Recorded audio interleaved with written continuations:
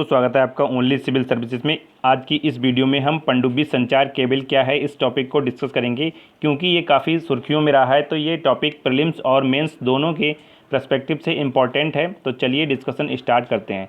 सबसे पहले हम ये जान लेते हैं कि यह टॉपिक इम्पॉर्टेंट क्यों है और क्यों चर्चा में आया। देखो, अभी हाल ही में हमारे प्रधानमंत्री के द्वारा चेन्नई से अंडमान के लिए निकोबार द्वीप समूह तक सबमरीन केबल सिस्टम का उद्घाटन किया गया है। इससे क्या होगा कि जो अंडमान निकोबार आइलैंड हैं इनको एक बेहतर कनेक्टिविटी प्रदान होगी इंटरनेट की, और इससे क्या होगा, वहाँ के लोगों की जो लाइफ है उसमें इम्प्रूवमेंट होगा। ठीक है, इस परियोजना की अगर बात की जाए, ये 2018 के दिसंबर में रखी गई थी पोर्ट ब्लेयर में, और 1224 करोड़ की लागत है इसकी। 1224 करोड़ की लागत है। ये प्रीलिम्स के पर्सपेक्टिव से इम्पॉर्टेंट फैक्ट है।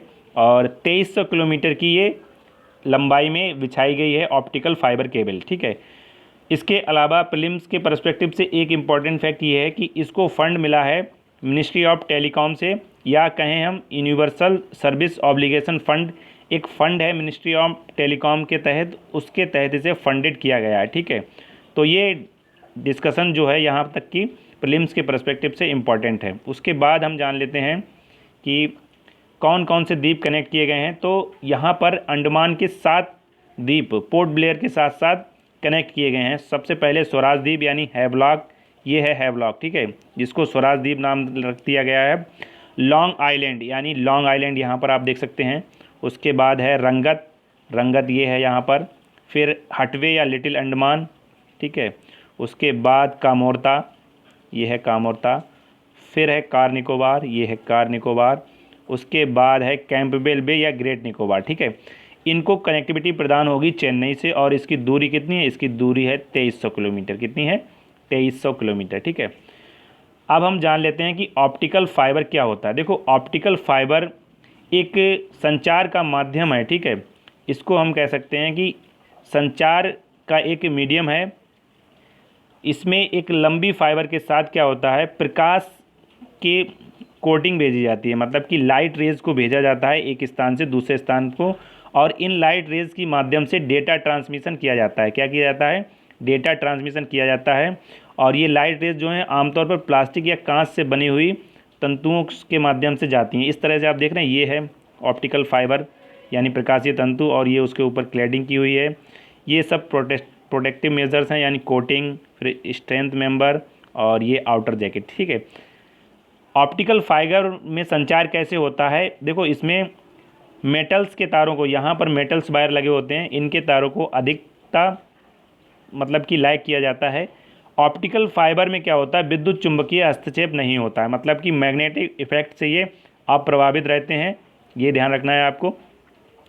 उसके अलावा फाइबर ऑप्टिकल केबल ये है, ये क्या करती है, देखो ये पूर्ण आंतरिक परावर्तन पर काम करती है, यानी टोटल, यहाँ पर देखिए TIR। ठीक है, टोटल इंटरनल रिफ्लेक्शन पर ये काम करती है। देखो, टोटल इंटरनल रिफ्लेक्शन यानी पूर्ण आंतरिक परावर्तन का मतलब क्या होता है, इसका मतलब ये होता है, जैसे मान लीजिए कोई एक ऑब्जेक्ट है A और एक है B, यहाँ से B पर कोई रेज पड़ती है और यहाँ से फिर ये पुनः मतलब कि पूर्ण इंटेंसिटी के साथ, मतलब पूरी तीव्रता के साथ वापस हो जाती है, तो इसी को कहा जाता है पूर्ण आंतरिक परावर्तन। और ऑप्टिकल फाइबर जो है वो इसी सिद्धांत पर काम करता है, पूर्ण आंतरिक परावर्तन पर।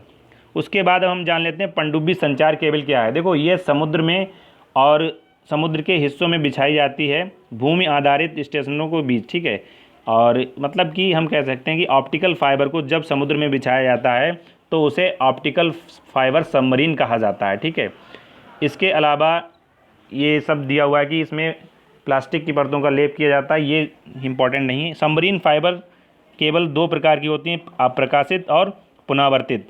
देखो, अप्रकाशित केबल को प्राथमिकता दी जाती है जब छोटे मार्गों के लिए इसकी यूज़ किया जाता है, जबकि लंबी दूरी के लिए पुनरावर्ती फाइबर केबल को यूज़ किया जाता है। ठीक है, इसमें रिपीटर्स लगे होते हैं, लागत कम करने की आवश्यकता नहीं होती है, ये सब। ठीक है, उसके बाद हम जान लेते हैं नेक्स्ट क्या है, इसके लाभ क्या क्या हैं। देखो, लाभ की अगर बात की जाए फाइबर केबल की, तो टेलीमेडिसन में इसका यूज़, मतलब कि जब बेहतर कनेक्टिविटी होगी तो क्या होगा, टेलीमेडिसन भी प्राप्त हो सकती है। टेलीमेडिसन का मतलब ये होता है कि कोई ए व्यक्ति और बी, ये मान लीजिए डॉक्टर है और बी जो है पेशेंट है, ये है रिमोट एरियाज़ में, तो टेलीमेडिसिन की सहायता से ये आपस में कनेक्ट हो सकते हैं। और मान लेते हैं एक सी है जो डॉक्टर है रिमोट एरियाज़ में और ए है अर्बन एरियाज़ में और ये स्पेशलिस्ट है, तो ये भी कनेक्ट कर सकता है टेलीमेडिसिन में। मतलब कि बेहतर स्वास्थ्य सेवाएं प्रदान होंगी, टेली एजुकेशन होगी, इंटरनेट की सर्विस अगर प्रोवाइड होगी बेहतर तो टेली एजुकेशन भी बेहतर होगी। ई गवर्नेंस में सुधार होगा, ई कॉमर्स में सुधार होगा और बीपीओ यानी बिजनेस प्रोसेसिंग आउटसोर्स इसमें भी सुधार होगा। उसके बाद अगर बात की जाए जो हमने डिस्कस किया उनको यहाँ पर एक्सप्लेन किया गया है कि बेहतर कनेक्टिविटी से क्या होगा, टेलीमेडिसन, टेली एजुकेशन, ये सब ठीक है। उसके बाद अंडमान और निकोबार में भी इंटरनेट के बिल में भी कमी आएगी, ये इम्पॉर्टेंट है, ठीक है, मतलब कि ये बेसिक सब बात है। उसके बाद अगर बात की जाए इनके महत्व की, पनडुब्बी केबलों का महत्व क्या है, इम्पोर्टेंस क्या है। देखो 99% जो डेटा ट्रैफिक है यानी ट्रैफिक है महासागरों को, तो वो अंडर सी केबल द्वारा पूरा किया जा रहा है, तो ये इनकी इम्पोर्टेंस है, मतलब कि डेटा को ट्रांसमिट करने में इनकी इम्पोर्टेंस अहम है।